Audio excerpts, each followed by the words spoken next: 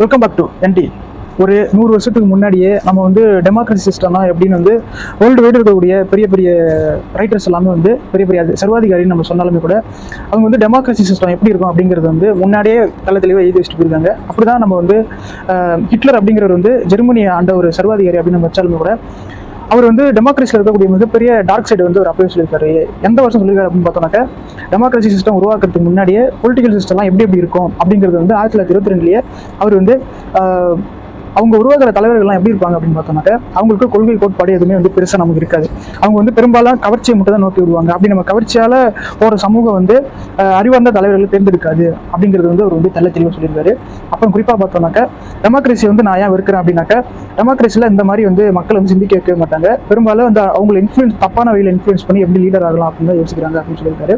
அப்புறம் டெமோக்ரஸி அப்படிங்கிறது வந்து அவர் வந்து இந்த சிஸ்டம் அப்படி இருக்கிறதுனால தான் அடிப்படையாக வந்து நான் வந்து டெமோக்ரஸி சிஸ்டத்தை வந்து எதுக்குறேன் அப்படிங்கிறது வந்து ஃப்ராங்கா வந்து 1922 வந்து அடால்ஃப் ஹிட்லர் வந்து தெளிவாக சூப்பராக நமக்கு வந்து சொல்லியிருக்காரு.